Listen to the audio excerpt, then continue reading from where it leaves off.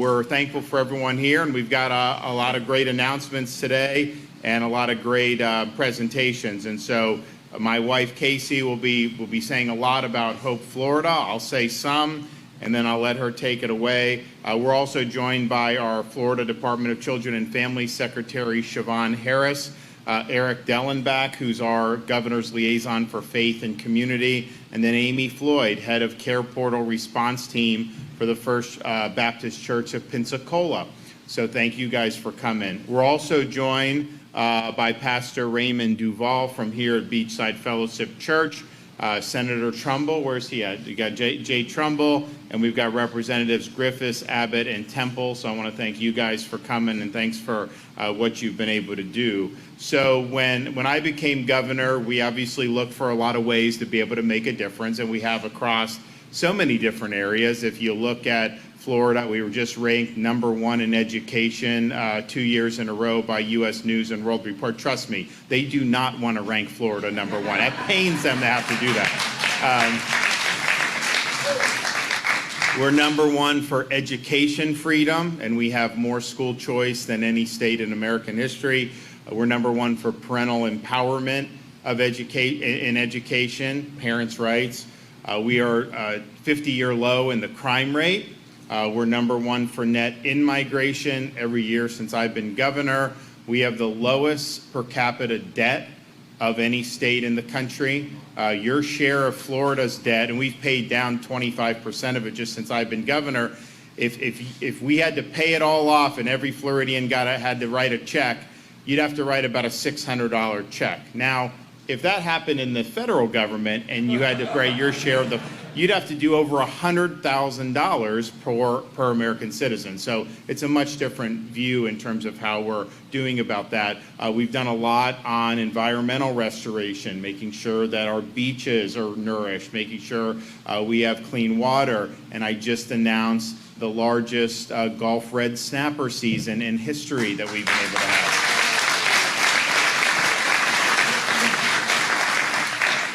And many, many more things. But one of the things that I think we've done so well, and we now have states come copying what we're doing, and it was spearheaded by my wife, the First Lady, and that's the creation of Hope Florida. And what Hope Florida basically is premised on is government is not the solution to society problems, particularly when you talk about people that need means-tested welfare.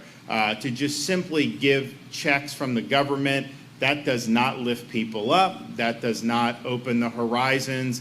What that typically does is that creates incentives so that you develop a culture of dependency on those systems. And we've seen trillions and trillions of dollars spent in the United States of America since the 1960s.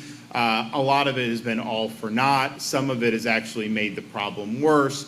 And so if you're having these things, but we also understand there's times people are in need. I mean, it's just life where this happens. So how do you do that in a way that's actually going to lift people up, that's going to put them on the pathway to independence and self-sufficiency? And so that's where Hope Florida has really come in. Hope Florida recognizes that going in and interfacing with the government bureau, if that's all there is, we're likely not going to have much success.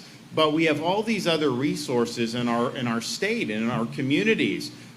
We are one of the few states that actually has embraced the faith-based community as solutions to these pressing problems. And so we've said, okay, you go into an office, that's not going to be the end of it. We're going to make sure that we connect the churches, the volunteer groups, businesses, even individuals who want to volunteer so that they're now a touch away through this care portal where if somebody needs something, it's not just whether government can do it. You get a message here at the church saying, we got a mom that needs a place to stay. And guess what? Who's going to be more responsive to those things? Our charities, our churches, our businesses, our individuals, or bureaucracy. Of course you're going to have the churches and the nonprofits, and those do more. So that's what it's done. And I think people, when they hear about that, they intuitively think it's a good idea. They understand the limits of bureaucracy. They understand how red tape is bad. They understand how these programs are oftentimes incentivized to keep people on it. You know, we believe that the sign of success is how many people are getting off these programs, because that's ultimately the goal. You don't want to be dependent on a program. You want to be able to live your life. And so that's what and I think people get that. But the question is okay, you may have good intentions on this, but how do you make that work? And so, you know, I'm proud to say that we have, since this program has been launched, and I mean, we kind of started it when I first became governor, but it really, with the portal and everything, has not been in existence that long, just a couple of years. We've had 100,000 Floridians that have been connected to assistance. We have 30,000, almost 30,000 Hope Florida participants have either reduced or completely eliminated their reliance on public assistance altogether. And that is a success.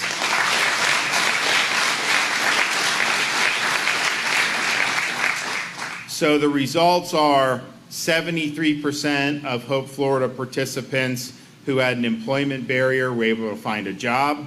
62% of participants who had a housing barrier were able to find stable housing. 68% of participants with a child care barrier were able to find long-term support. 66% of participants with the basic needs barrier received services to meet those needs. And 787 former foster youth have received help accessing a college or university tuition waiver. If you look, we've got close to 100,000 Floridians referred, as I said. There's almost 5,000 network partners with Hope Florida throughout the state of Florida. That is like a major force multiplier, because I bet you each one of them does things that a government bureaucracy could not do. So we're really proud about that. And of the 4,900 network partners, we have 1,210 faith-based partners in the state of Florida. And you talk about some of these difficulties in life. You know, it's not just about statecraft. People need soulcraft. They need to be able to have that type of those type of resources provided. And I think you've seen with these numbers that has worked. So, and this is just the right thing to do, but it's also beneficial for taxpayers, because as you get people off this government assistance, we're able to save taxpayers almost $100 million per year.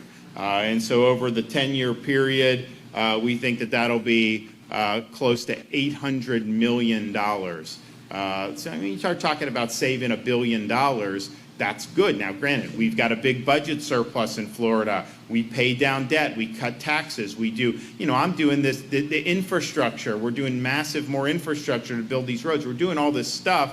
We're very stable fiscally. We have a AAA credit rating. Our credit's better than the United States government's credit rating, although that's not that difficult nowadays, I guess. And so you see time and time again, but still, you're the taxpayer. We need to be good stewards. If there's ways that we can deliver things, services better and save money, we have an obligation to do that. It doesn't matter how flush we are with revenue, and that's exactly what we've done. So I'm just very proud as a Floridian that we have a program like this in action, and I also know it would not have been possible without the young lady sitting next to me, standing next to me, so I want to bring her up.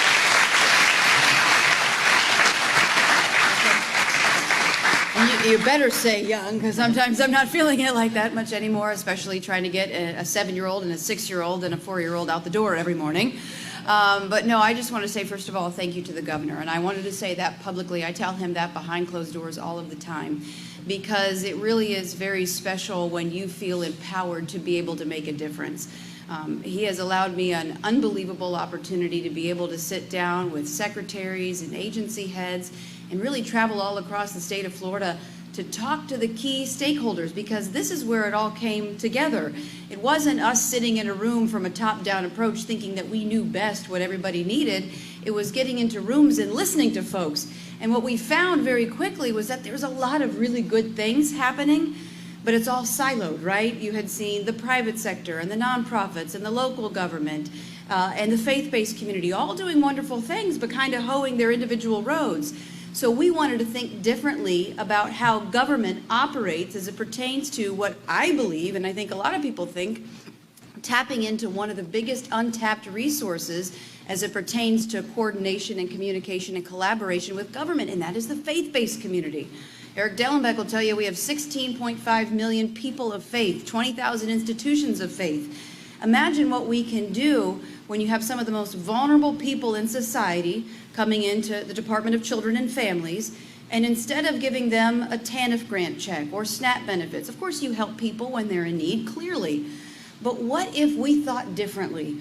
What if we reached out to the faith-based community and the nonprofits and the charities, and we let people know, hey, there's a single mom down the street who really needs help putting food on the table. Can you help? And we've done that in the state of Florida. We're the first state to do that.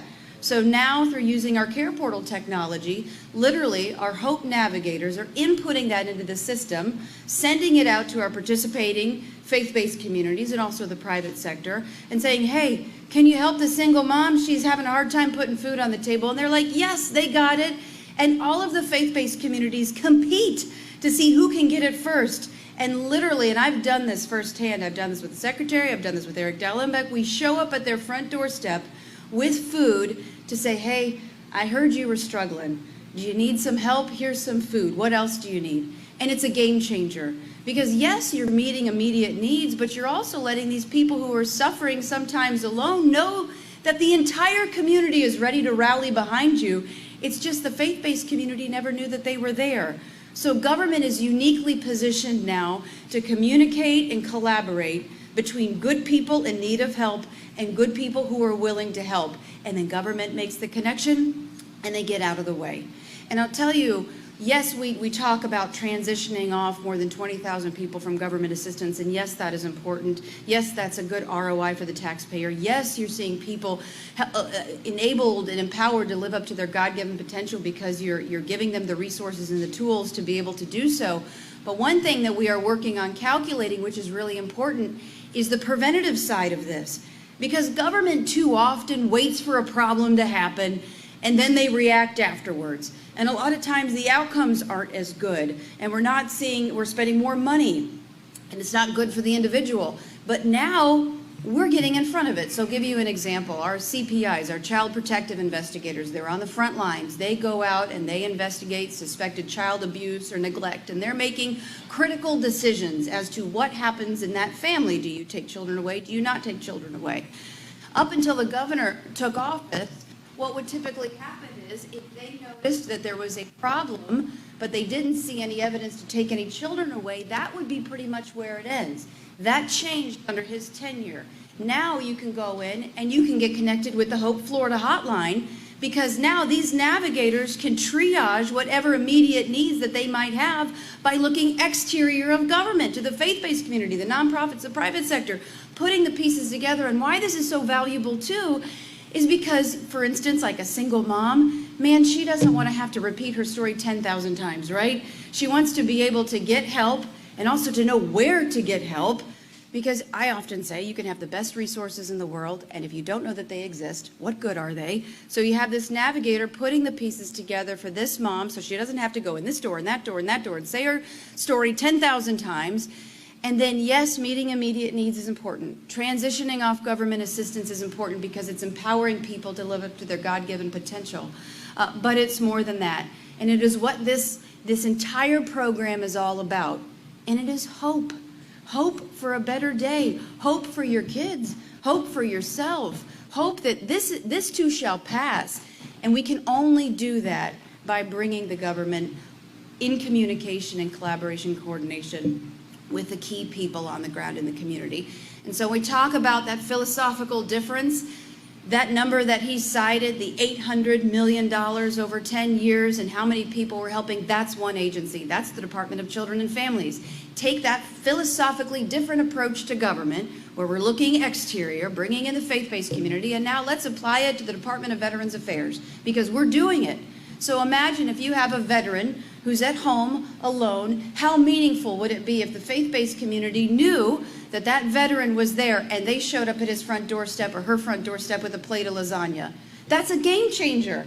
And then not only are you doing that through what he has done to lead the nation through things like providing a career source, or through Department of Education, rapid credentialing, vocational and technical education, all of these really great programs providing opportunities for our veterans or our single moms or our families or whomever it might be. Elder Affairs, we've applied this to. Giving those opportunities to them so that they can find their pathway to prosperity. And so it's putting all of the pieces together. And it's really exciting to be a part of this. And again, this would not happen. We would not be here if you did not have Ron DeSantis as the governor of this great state.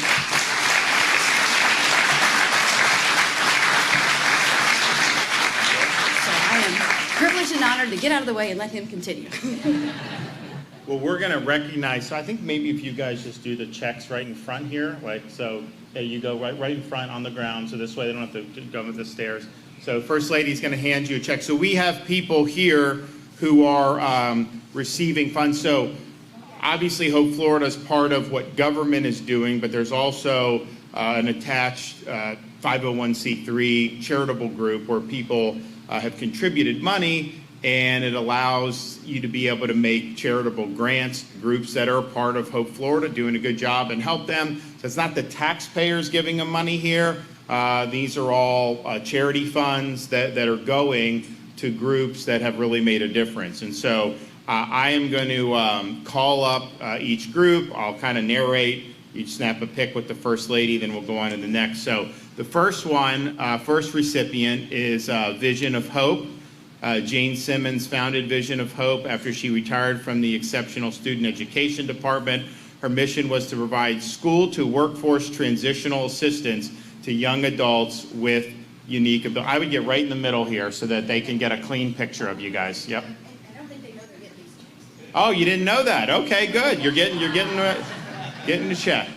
So.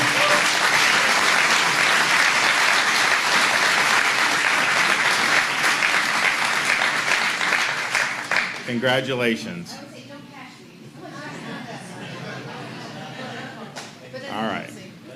Next, I'd like to bring up St. Andrew Christian Care Center from right here in Bay County. St. Andrew Christian Center is one of the largest food pantries in Bay County, providing food and clothing to hundreds of people each week. Last year, they served over 16,000 families, which consisted of nearly 60,000 people, distribute over 1 million pounds of food through their benevolence ministry. They also operate a pregnancy care ministry called A Sheltering Tree to provide mothers with safe and confidential assistance. Thank you. Next up, Be Generous. Be Generous was founded by Stephanie McMinn to support and assist women in overcoming substance abuse and sexual exploitation. They offer a 24-month Christ-centered residential recovery program and safe homes for women to recover and restore healthy relationships with their kids and family. They also provide trauma-informed care, pastoral counsel, space for inner healing, life skills, addiction, and relapse prevention, as well as further education. So congratulations. Next up, First Baptist Church of Pensacola. We're proud to highlight First Baptist Church as one of the top 5 care portal churches in the entire state of Florida. So, the Care Portal is the online program operated by Hope Florida to communicate needs to all of our participating institutions, including churches. And as a need is posted, churches can compete to be the first to fill the need.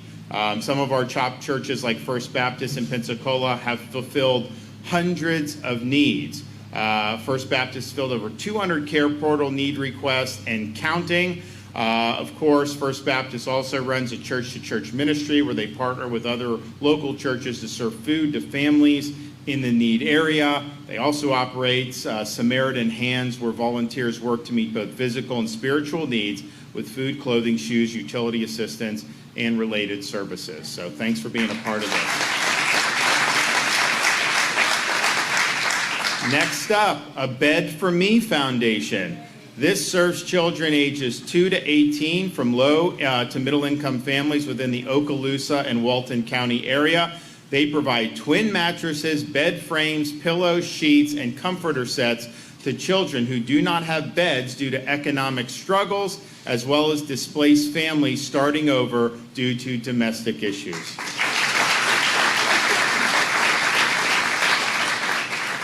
Next, I'd like to recognize Food for Thought Outreach. This started as a small family project to serve food insecure students.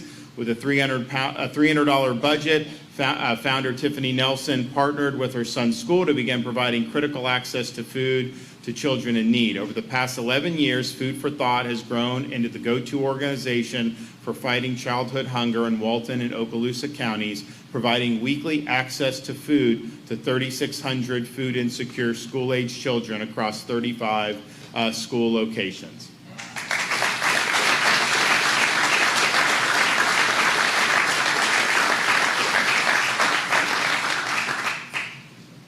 And last but not least, I would like to call up Caring and Sharing of South Walton. Caring and Sharing of South Walton provides crisis relief through financial assistance, clothing assistance, food pantry assistance, rent, utility, and prescription assistance. Thank you for making a difference in our communities.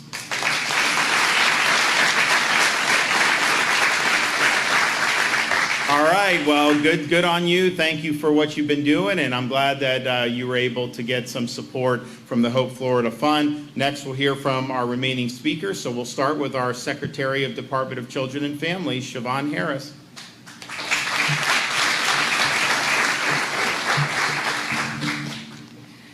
Good morning, and thank you so much, Governor DeSantis and First Lady DeSantis, for your unwavering support of families in need and your continued investment in the growth of this amazing program. When we implemented this program in DCF in 2021, I knew it would be transformative and change the way that we do business at DCF. But fast forward 2 years later, I am in absolute awe at what it has accomplished. The conversations it has evoked and the hope it has provided in tackling decades-old problems. It serves as an alternative pathway for families who would otherwise get caught on that never-ending hamster wheel that leads to over-reliance on government assistance. It helps to eliminate the silo between faith institutions and government to more effectively serve vulnerable families. And it's the antidote to bureaucracy, making it easier for organizations doing good to partner more seamlessly with government on a shared mission. So if you ask me, does the program work? Unequivocally, yes, yes, and more yes. We see success in the story of the single mom who found the courage to leave an abusive relationship and then contacted us for help, through nonprofits like the one who were awarded this morning, and through our partnership with CareerSource Florida, her Hope Navigator was able to work with her to put the puzzle pieces back together. Then there's the wife who just turned 60 and also had her husband leave her at the same time. When she called, she was distraught, didn't know where to turn because she'd been a single mom, hadn't been in the workforce for years. But by strategically linking her to the right partners, she found a new interest and career path as a home health aide and loved it so much she wanted to become a certified nursing assistant. When she graduated from the program, she had just passed her CNA exam. Our Hope Navigators help individuals find within themselves the grit and resiliency that they always possess to build a better tomorrow. It's transforming how we support families who are child welfare involved, as you heard from the First Lady. So many families that we go out and do investigations on. We actually get over 2,000 calls to our 200,000 calls to our abuse hotline every single year. So many of those families are in need of support and help. Someone was really, really worried about that child and that family, and we want to make sure that we're linking them to the right kinds of resources and they're not getting caught up on waiting lists for services or waiting on a call back from a provider. And through this program, we are assured that those families are linked to the right services at the right time. So it's not hard to get excited about this program, and as you heard the governor say, we're being contacted by states wanting to know more about it because they want to replicate it. These successes obviously would not be possible without the heart and compassion of the First Lady. She continues to innovate, cheer us on, to expand the program and find new ways to serve families in need. And then, of course, because we have the best governor in the nation who's cast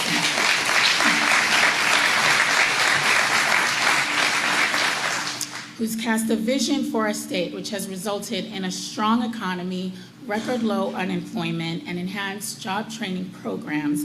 Individuals willing to put in the hard work can achieve their dreams. I'm also thankful to all of our partners, whether you're a faith institution, a nonprofit, a fellow sister state agency, or private sector partner, you are making a difference. So thank you.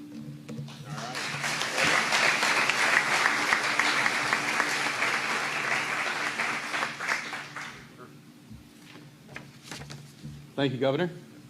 I believe that our time together today will be a moment that you look back on at some point and say, I remember when.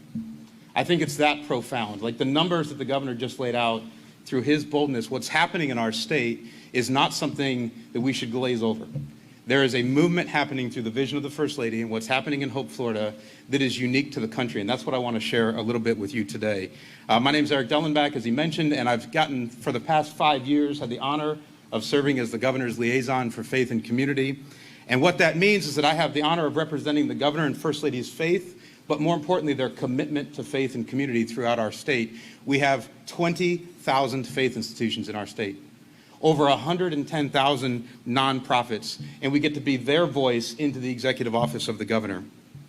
The governor's bold commitment to faith started, as he said, on day one. The question became, if we embrace faith and community, how can we best serve our vulnerable populations? And I have to tell you that that boldness, for some perspective, there's only 14 states in the country that have given faith and community any voice in state government. And I will tell you that I talk with all 14 of those states, and Florida is a lighthouse and a beacon example for the rest of the country right now. Yeah. There is no state where faith and community has been given a greater voice or level of importance than here in the state of Florida. What's happening with Hope Florida will be a profound thing that will sweep across the country. I'm 100% confident of it. There are 3 core pieces I want you to recognize about Hope Florida in our time together today.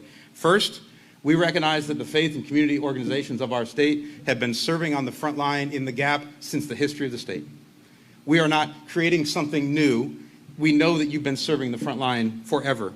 Secondly, we believe that hope doesn't come from grander government, but rather from the faith and community organizations of that state. Another way to say that would be to say nobody serves a community like the faith and community organizations of that community. And third, and I think this is the super profound piece of Hope Florida, is we do not in our state have a resource issue, but we do have a connectivity issue. What has happened for so long is that there have been many people in need, and yet there's been 16 million people who weekly hear about caring for people in need, and yet that connection has not always been made. That is the role of government. In what's been formed through Hope Florida, the role of government is to expose our faith institutions and community organizations to the people in their greatest hour of need. In fact, I want to take just a moment and recognize in this room, it was my honor to get to say this part, is if you in this room are part of the machine of the Hope Florida movement. I love calling it the Hope Florida movement. And you are a person who enters a need. You're on the front line as a police officer, a fire department, you're a caseworker, you're a CPI, you're a child protective investigator, you're a Hope navigator, or you're a lead agency. Would you raise your hand? Thank you. Thank you for entering our needs. On the flip side, if you're a need meter, if you're a church, a faith institution, a nonprofit, or an individual that's been meeting needs, will you raise your hand? Oh, I love it. Thank you so much. You know just from that we do not have a connectivity issue. I mean, we do not have a resource issue, we have a connectivity issue. I would offer to you that our country was not built on the idea that we were best served by government, but rather by our faith and community organizations. We believe that this was God's plan A, was our faith and community organizations. And the role that we play in government, as you've heard several times today, is to make a connection and get government out of the way. I've just traveled to 30 cities in Florida and gotten to share this message, and I want to tell you it's working. The First Lady said it. that we're seeing change through our faith and community organizations in the Department of Children and Families, in the Department of Juvenile Justice, in the Department of the Agency for People with Disabilities, in the Department of Veteran Affairs, and the Department of Elder Affairs. Friends, Florida is leading. I hope that makes you excited. As a native Floridian, I love when we're leading, but I don't know that there's anything that we could be leading in that's more important in figuring out a way to make it where our faith and community organizations know who our vulnerable populations are, and it does not matter what government does. I want to end with this. Prior to joining the governor's team, I spent 8 years running the Tim Tebow Foundation, where Tim and I started something called Night to Shine. It's a prom for people with special needs. I then spent a couple years after that working for Chris Tomlin and starting his foundation, which is called Angel Armies. And I share that because during that time, I learned something very, very important. There are moments in your life that you see something that you cannot unsee. I would think in this room there would be many people that there was an experience that you saw, heard, or experienced that changed the trajectory of your life because you saw it and you could never unsee it. Friends, I think that is what Hope Florida is doing. I think it's bringing exposure through the fact that the Secretary knows the name, address, and story of every child that's in our foster care system. And through the doors of Hope Florida, we are opening that information to be able to share with you, with parents' permission, to share with you the needs that are happening so that you can know these kids. Our goal, I believe, is to help people see things they can no longer unsee. And that is what is happening through Hope Florida. And the statistic I want to leave you with that encourages me the most is that through Hope Florida and Care Portal, I just let this one sit in, what we've seen is that when a need gets entered on the system and our faith institution or community organization shows up and they're standing on that front door with food, a bed, a car seat, diapers, clothes, whatever that is, we're seeing to almost the 80th percentile, that family does not enter a second need. Why? Well, it's not because they don't have more needs. It's simply because our faith institutions and our community organizations have seen that family. And from that moment forward, that family is not a government family. They're a faith and community family. And that is an imperative part of what's happening here, is that we are moving families, as the governor said, from government to our faith and community organizations. That's why I tell you that today is profound. It is simple but profound. I hope it's a day that blesses you. I hope it's a day you remember for the rest of your life. And I'm so grateful, since I don't get to say it publicly enough, what you're doing, because I get to talk to every state, is bolder than anything that's happening in the country and giving faith and community a voice. So thank you, and God bless both of you so much. All right.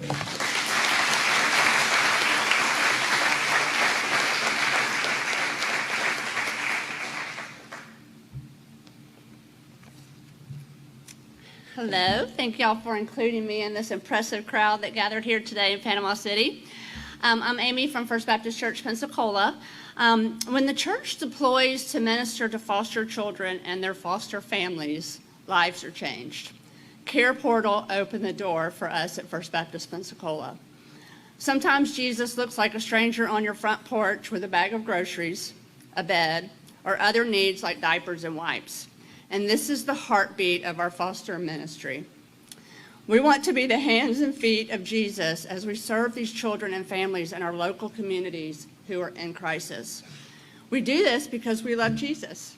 Our team has over 50 volunteers from our church and other Christians in our community who are the Big C Church, serving these children and families in our neighborhoods. After their immediate needs are met, like Eric said, we engage these families in many other aspects in our ministry. Our ministry at First Baptist includes a summer camp and monthly mentoring for local foster children. This will be our 10th year, and we take about 50 kids and 65 loving and brave adult volunteers. We meet the needs of our new caregivers through Care Portal. This gives us an opportunity to meet the families so we can establish important relationships and find other ways to engage with them. We have Ignite, a weekly tutoring and mentoring program for children and their caregivers. Tutoring is the #1 requested resource for foster families. We also partner with other local churches and organizations to support these families. Groups like Feed Fosters, Breakfast with Santa, the Blue Angels, Christian Surfers, and many other are part of the network. These ministries all complement each other in wrapping around these families as they stand in the gap to care for our children. Many of our kinship caregivers are so overwhelmed by unexpectedly taking in these kiddos they can't even raise their hands for help. When we show up to meet their urgent needs, we begin a relationship with these families that opens the door to finding other ways we can serve them as they navigate through this often challenging time. Like I said in the beginning, sometimes this is what Jesus looks like to a foster family in need: a caring stranger on the porch with a casserole or a care package. And that caring stranger becomes a Christian encourager to that child and family. We thank God for the privilege to minister to these foster families. But I want to say in closing, the coolest thing about Care Portal is it allows us to show up for these families. We pray with them.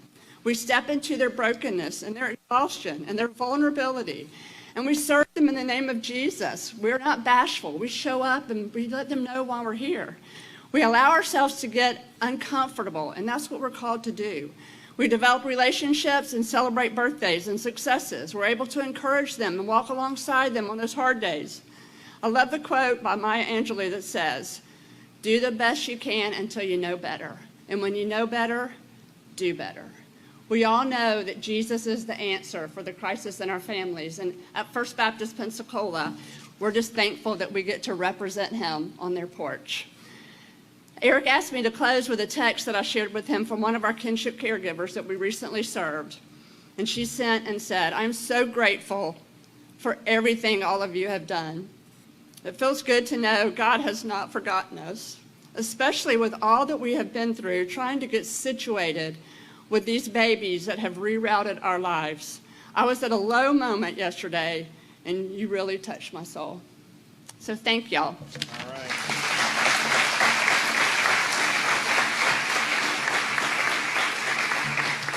Well, great. Well, we're excited to be able to do these awards. I mean, I don't know, what was the total amount we were able to hand out today? I mean, it was a significant, 140,000, and that's just for this region of the state. You know, so we focused on Bay, you know, Walton, Okaloosa, Escambia, those counties. We've got others in other regions of the state, so we're going to be doing a lot more on the charitable side in addition to what we're doing through our government agencies. So those of you who are involved in this, thank you for your involvement. If you're out there and you want to be helpful and you didn't know you can do it, now you know. So you have an opportunity to become a part of the program, and it has worked. And I think there's more that we can do, obviously. But I mean, how often do you? Yeah, there's certain things you can do in government that can work. Like, you know, we had the Hurricane Ian, the bridge, 2 bridges were gone. You either build it or you don't, right? I mean, like, you build it, people go. That's a success. But when you start talking about when folks are in need, I mean, there's so many different things that are involved with that, and bureaucracies typically don't produce good results. So the fact that you've seen the results that we've seen through Hope Florida, that is not normal in terms of how people perform in this realm of public policy. So I want to again thank the First Lady. I want to thank everybody that's been involved, and the best is yet to come. Thank you.